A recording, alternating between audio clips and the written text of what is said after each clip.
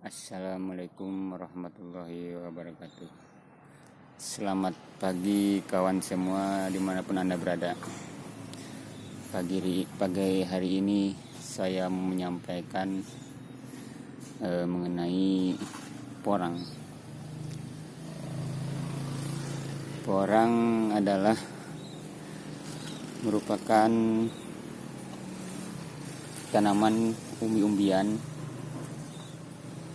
yang ciri khasnya pada saat dewasa menghasilkan katak atau bulbil. Ini adalah tanaman porang saya kawan, sekitar berumur 3 minggu dan masih banyak yang belum muncul ke permukaan, dan diharapkan akhir bulan Januari ini sudah mulai bertunas semua. Ini sekitar hampir separuh yang baru timbul tunasnya, dan ada beberapa yang udah mekar daunnya kawan. Untuk sebagian wilayah Jawa Tengah dan Jawa Barat, komoditas porang adalah hal yang baru. Tapi sebenarnya porang adalah komoditas yang sudah lama dibudidayakan, terutama di wilayah Jawa Timur.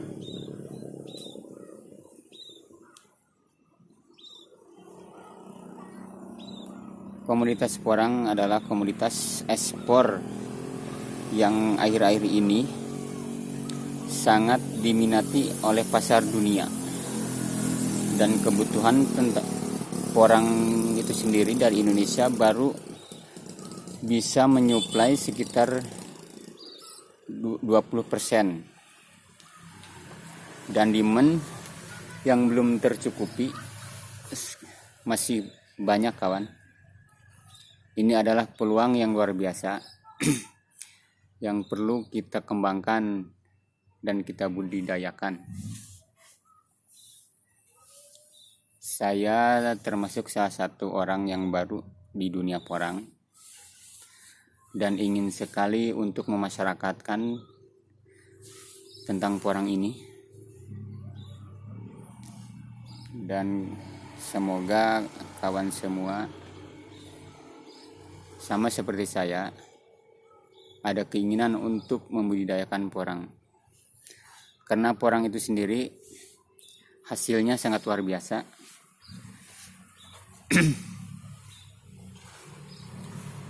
Dari segi ekonomis juga mempunyai nilai yang ekonomisnya cukup tinggi. Menurut mitra saya dari Jawa Timur, menurut mentor-mentor saya, akhir tahun 2020 harga per kilonya untuk umbi basah bisa mencapai 15.000 per kilo. Itu hanya salah satu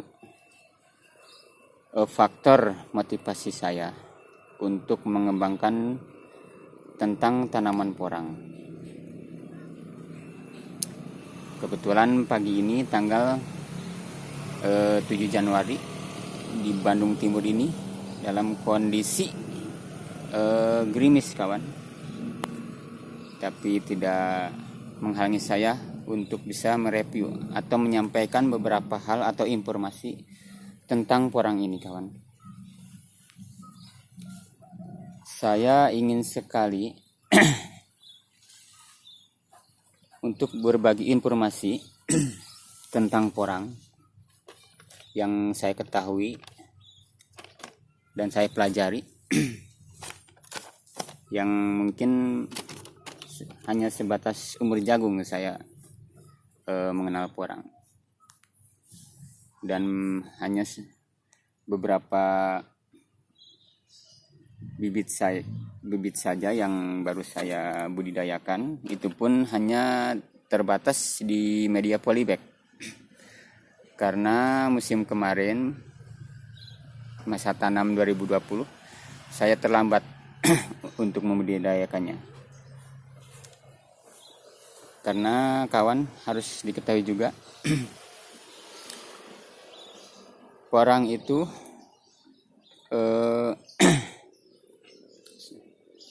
untuk permodalan untuk awal-awal masa tanam lumayan mahal, karena bibit harus membeli. Untuk bibit itu sendiri ada 3 jenis yang bisa ditanam, yaitu pertama dari bibit spora atau bunga porang, kedua bisa menggunakan katak atau bulbil yang hanya jenis porang saja yang menghasilkan katak atau bulbil, dan ketiga bisa menggunakan umbi sebagai bibit. Dan untuk harga bibit itu sendiri harganya cukup relatif mahal, dan apabila memasuki masa tanam akan cenderung terus naik. Hanya sekedar informasi, harga per kilo bibit katak bisa mencapai kisaran dari 200 sampai 400 ribu, tergantung mendekati masa tanam atau tidak. Dan untuk di awal-awal panen katak di daerah sentra-sentra porang, masa awal-awal sekitar 200 ribu per kilo.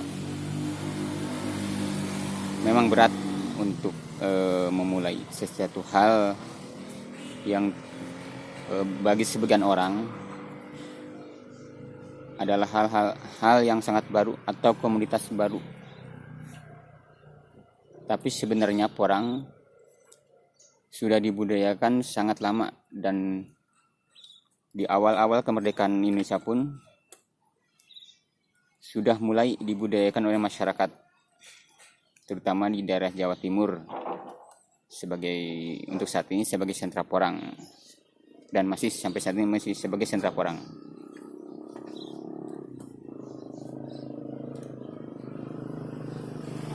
Berangkat dari niat untuk memajukan masyarakat, ekonomi, taraf hidup atau meningkatkan perekonomian masyarakat, tatanan petani, saya berusaha untuk memulai, biarpun hanya dengan sumber daya yang sangat terbatas.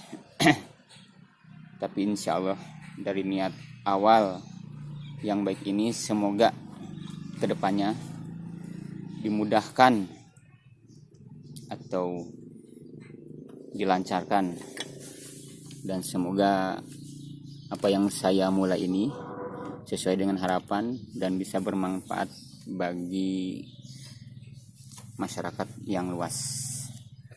Karena komoditas porang ini mempunyai nilai ekonomis yang tinggi dibandingkan dengan apa yang telah kita keluarkan atau kita modalkan. Hasilnya jauh lebih besar dari apa yang kita keluarkan. Tergantung dari seberapa bibit, seberapa banyak yang kita tanam. Lebih banyak itu lebih bagus, kawan. Untuk masa tanam atau siklus porang itu sendiri, satu musim itu dia akan hidup masa awal penghujan sampai berakhir, sampai menjelang musim kemarau. Itu ada dihitung satu musim sekitar 7-8 bulan. Dan untuk pemanenan tergantung dari bibit yang kita tanam, kawan. Apakah dari spora atau bunga porang, ataukah dari bulbil atau katak, atau umbi. Untuk tanam dari umbi bisa kita panen dalam hanya kisaran 1 musim saja. Tapi kalau untuk katak ukuran 100 sampai 200 dan bahkan lebih dari itu per kilonya, minimal 2 musim bisa kita panen kawan, tergantung dari seberapa urgensi atau kebutuhan kita. Dan niat saya adalah terutama yang ini, yang saya tanam di polybag ini sekitar 150-an bibit dari katak yang saya agendakan, yang saya programkan untuk pembibitan nanti ke depannya kawan. Karena dari satu bibit katak atau satu pohon porang itu sendiri, untuk musim pertama kataknya belum terlalu banyak kawan, hanya beberapa saja, kisarannya 2 sampai 5 bibit katak yang dihasilkan. Nah ini yang baru kelihatan tunasnya, itu pun masih agak dalam. Ini satu bibit katak tumbuh tunas 2 kawan. Ini menurut informasi ataupun dari senior-senior yang pernah saya ketahui, ini bisa menghasilkan dua umbi kawan, karena masa tunasnya 2 berbarengan. Nah kalau untuk ini kawan, hanya 1 saja dari 1 bibit katak tumbuh 1 tunas, dan itu pun hanya mungkin 1 umbi saja. Ini ada beberapa yang timbul tunas 2 atau tumbuh tunas 2. Dengan sumber daya saya yang masih terbatas, tapi saya ingin menyampaikan sekilas atau beberapa hal mengenai tanaman porang itu sendiri. Ya istilahnya punya ilmu sedikit ya kita share atau bagikan. Bagi yang belum paham jadi paham, bagi yang udah paham jadi menambah pengetahuannya tentang porang. Ini ada yang udah mulai mekar, udah mulai agak tinggi sedikit. Ini yang agak cepat nih. Dan ada beberapa yang belum tumbuh ke atas. Tunasnya belum tumbuh dan baru masih di bawah permukaan tanah. Tapi ini udah saya sortir, ada beberapa memang yang bibit yang rusak. Tapi udah saya sortir, ini yang saya biarkan udah hampir dipastikan tumbuh semua. Dan mudah-mudahan akhir Januari ini sudah bisa serempak tumbuhnya, atau mulai membesar. Nah ini ada juga yang sudah mulai kelihatan seperti porang betulan, karena yang tunas belum kelihatan. Nah ini tumbuh 1 tunasnya dan udah mulai kelihatan berupa pohon. Ini 1 juga. Nah ini belum, masih lumayan banyak yang belum tumbuh kelihatan tunasnya. Ini sekedar informasi kawan, untuk kebutuhan pasar dunia mengenai umbi porang sangat tinggi kebutuhannya atau demand-nya, sedangkan untuk supply itu sendiri masih terbatas. Dan saya dengan keterbatasan mempunyai niat untuk mengembangkan komunitas porang khususnya di daerah saya sendiri, dengan harapan untuk meningkatkan taraf ekonomi, meningkatkan nilai ekonomis daripada porang itu sendiri.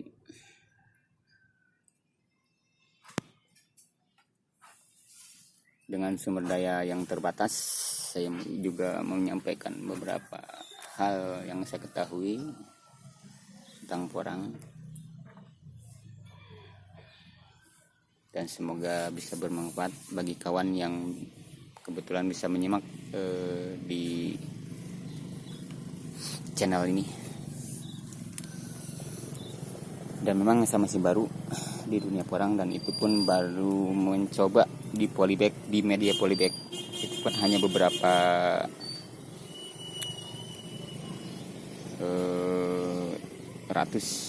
hanya 150 polybag yang baru bisa saya tanam. Dan insya Allah kalau tidak ada halangan ataupun rintangan musim tanam tahun 2021, insya Allah saya mulai menanam di lahan, mungkin dengan keterbatasan juga, sesuai dengan kemampuan kita. Karena perlu diketahui kawan, bibit katak atau bibit umbi lumayan harganya, kalau boleh dibilang yang memang mahal. Tapi seberapapun itu, dengan niat untuk memasyarakatkan porang, saya tempuh dengan segala resiko yang harus kita hadapi. Perlu diketahui kawan, porang itu sendiri memang cukup mudah atau tidak terlalu sulit untuk dibudidayakan di media apapun, di lahan, tegalan atau kebun atau lahan-lahan sawah yang tidak terlalu produktif, bisa kita tanami porang. Dan akhir-akhir ini revolusi penanaman porang sudah dilakukan oleh seorang maestro porang dari daerah Jawa Timur, dari daerah Madiun, Mas Paidi, dengan revolusi tanam yang awalnya memang porang itu tumbuh liar di hutan, dan sekitar tahun 2000-an sudah mulai dibudidayakan di lahan-lahan petani, ada yang di kebun sawah dengan naungan ataupun tanpa naungan. Porang itu sendiri dia bisa hidup di naungan ataupun kebun yang ada pohon-pohon lain, asalkan masih terkena sinar matahari, masih bisa hidup kawan, dan bisa tumbuh subur. Dan penanaman di lahan tanpa naungan pun bisa hidup subur dengan jarak tanam yang harus ideal atau teratur. Kalau di penanaman di lahan tanpa naungan memang harus agak sedikit rapat, karena untuk menjaga kelembaban media atau lahan, supaya pada saat tidak terkena hujan, pemuaian di tanah tidak terlalu tinggi, karena terlindungi oleh rimbunnya pohon atau daun porang itu sendiri. Mungkin pagi ini hanya cukup segitu yang bisa saya sampaikan. Mudah-mudahan bermanfaat bagi yang kebetulan mampir ke channel ini. Dari Bandung Timur, salam porang Indonesia. Assalamualaikum warahmatullahi wabarakatuh.